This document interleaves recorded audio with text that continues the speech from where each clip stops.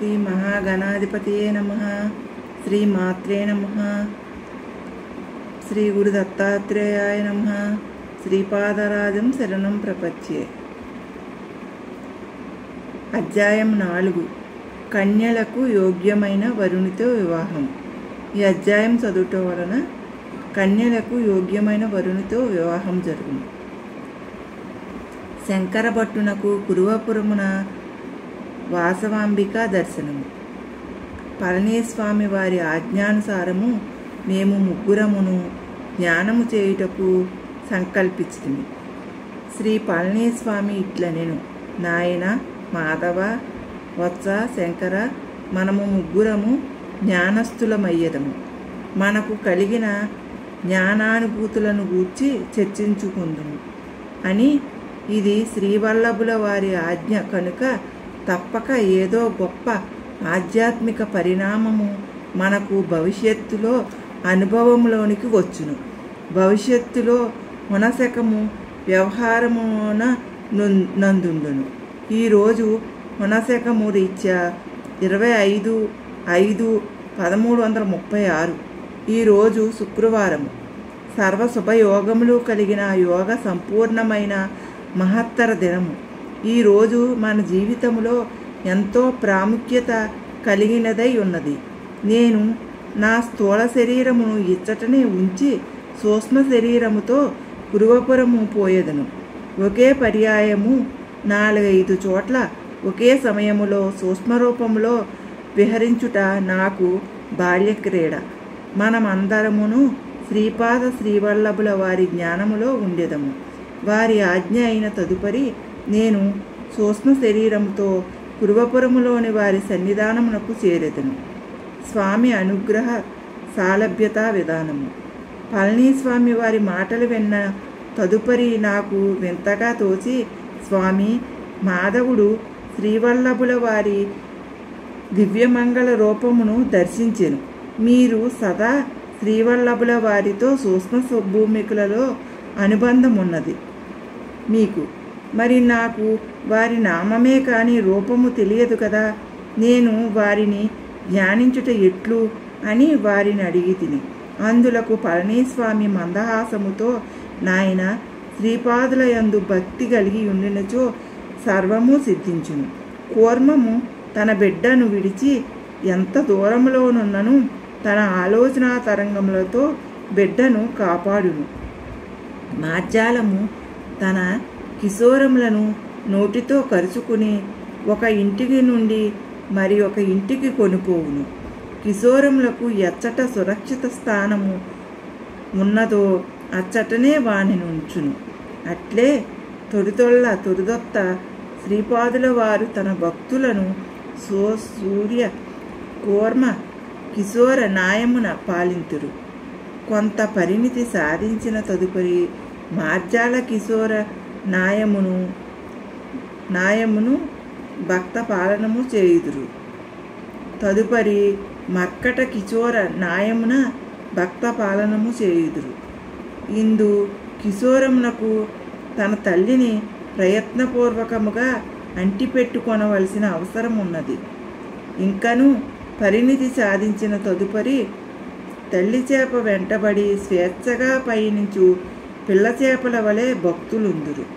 నీవు ధ్యానమును కూర్చున్నప్పుడు వారే నీకు దర్శన భాగ్యమిత్తురు.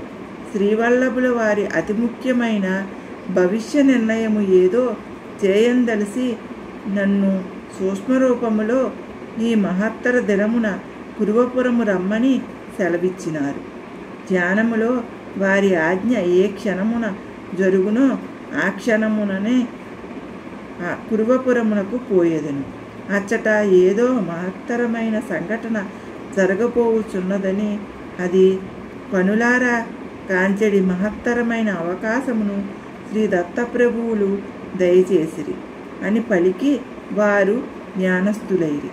తదుపరి నేనును మాధవుడు కూడా జ్ఞానస్థులమైతిని. ఈ రకముగా ధ్యానము 10 గడియల కాలము జరిగినది.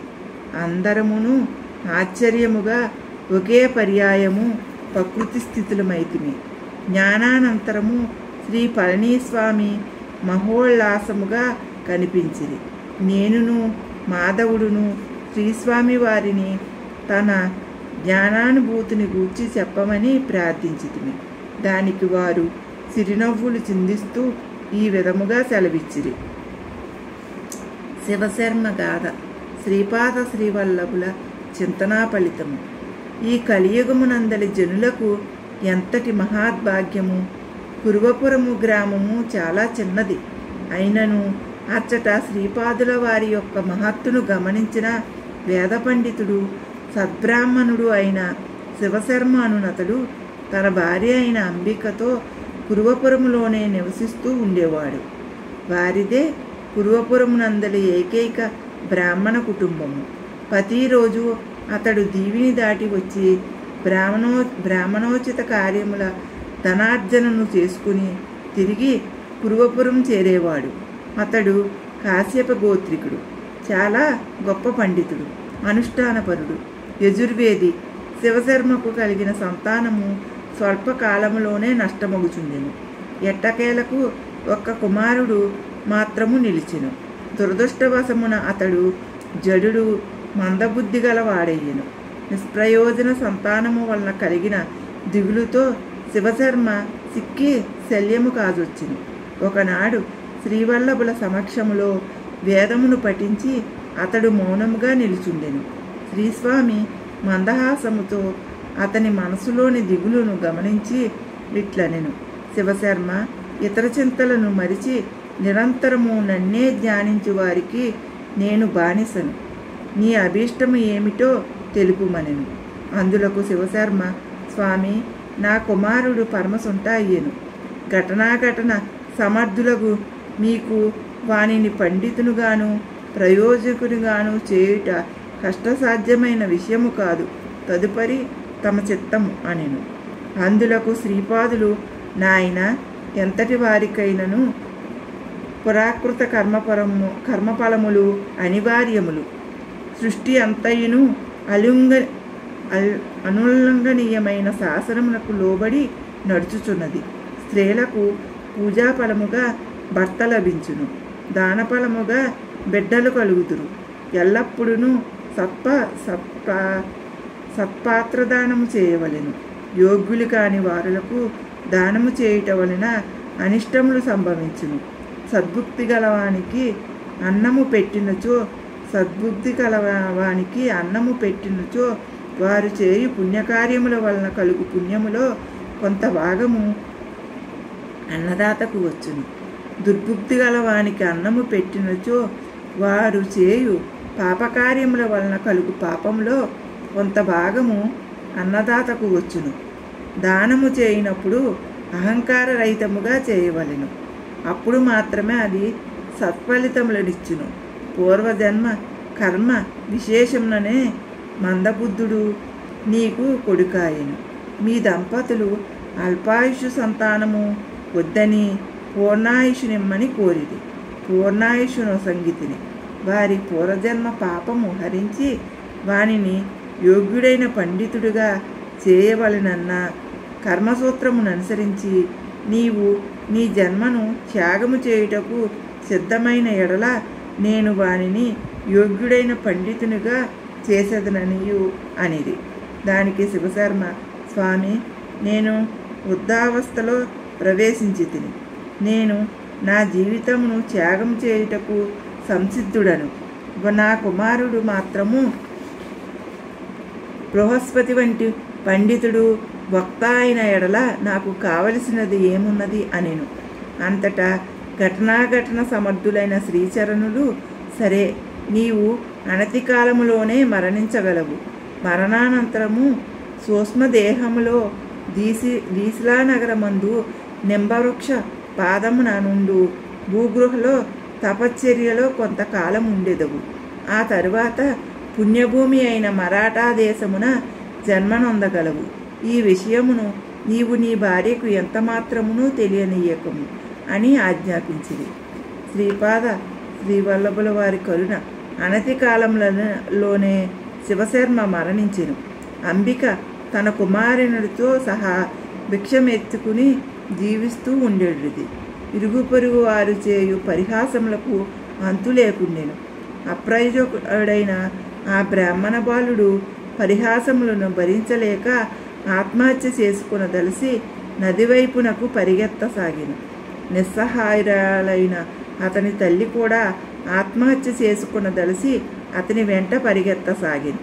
పూర్వపుణ్యవశమున దారిలో శ్రీపాదుల వారు ఎదురై వారిని ఆత్మహత్య ప్రయత్నం నుండి విరమింపజేసి తమ అపార కారుణ్యముతో ఆ మూర్ఖబాలుని మహాపండితునిగా సంకల్పమాత్రం చేత మార్చివేసిరి. అంబికను శివపూజలో శేషజీవితమును గడపమని ఆదేశించిరి. శనివార ప్రదోష సమయమున చేయు శివపూజా ఫలమును గూర్చి విస్తారముగా తెలియజేసిరి. తరువాత జన్మమున అంబికకు తమతో సరిసమానమైన కుమారుడు కలుగునని వరమిచ్చిరి. అయితే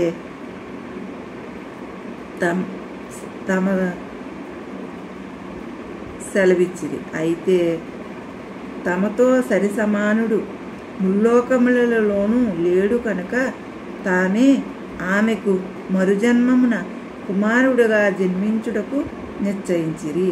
నాయనలారా, శ్రీశరణుల ఈ అద్భుత లీల నా సమక్షంలో ఈ రోజున అనగా 25/5/1336 శుక్రవారం నాడు జరిగినది. వాసవి ఆవిర్భావము మరియు చరిత్ర.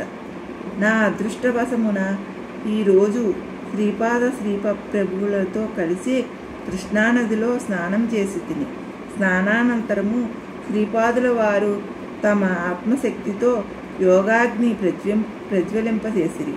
ఆ యోగాగ్ని నుండి అద్భుతమైన అగ్నివర్చస్సుతో కన్యకాంబ అవతరించినది. నేను ఎన్నో రోజుల నుండి శ్రీపాద శ్రీవల్లభుల వారి సహోదరి అయిన శ్రీ వాసవి కన్యకాంబను ధ్యానంలో దర్శింప ప్రయత్నించితిని.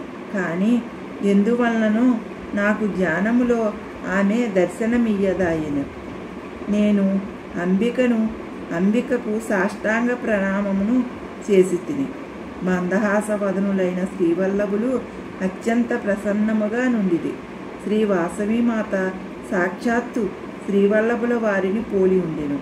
వారిరువురిని చూసువారు ఎవరైనను వారిద్దరూ కవలపిల్లలై ఉందురని తలచితిరి. శ్రీ కురువపుర మహాక్షేత్రములో శ్రీపాదుల వారు వాసవీమాత నేను తప్ప మరి ఎవ్వరూ లేరు.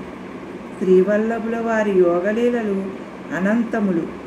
తీసిలా నగర మెచ్చటనున్నదో విగతజీవుడైన శివశర్మ కేవలము సూక్ష్మదేహముతో తపశ్చర్యలో ఉండగలుగుట ఎట్లు సాధ్యమో అని నేను మనస్సున తర్కించుకొంటిని. అంతటా శ్రీవల్లభుల వారు, నాయన, యోగశక్తులకు అంతులేదు. దత్తప్రభువు యొక్క యోగ మార్గములు బహుచిత్రములు, నిత్య నూతనములు, అపూర్వములు, అసింత్యములు అని నుడివిరి. కొంతసేపటికి యోగాగ్ని నుండి దివ్య వర్చస్సుతో కూడిన దంపతులు ఆవిర్భవించిరి.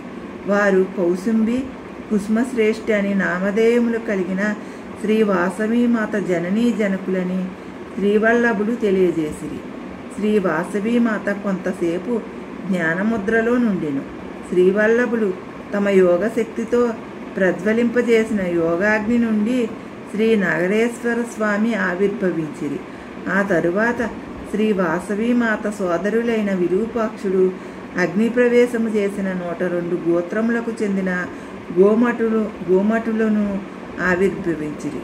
శ్రీవల్లభులు ప్రసన్నవదనులై ఇట్లనిరి: విరూపాక్షుడు నందీశ్వరుని అంశచే జన్మించినవాడు. ఇతనిలో నా అంశను కూడా నిక్షిప్తము చేసి తిని. శ్రీపాదరాజం శరణం ప్రపంచే. ఓం శాంతి శాంతి శాంతి.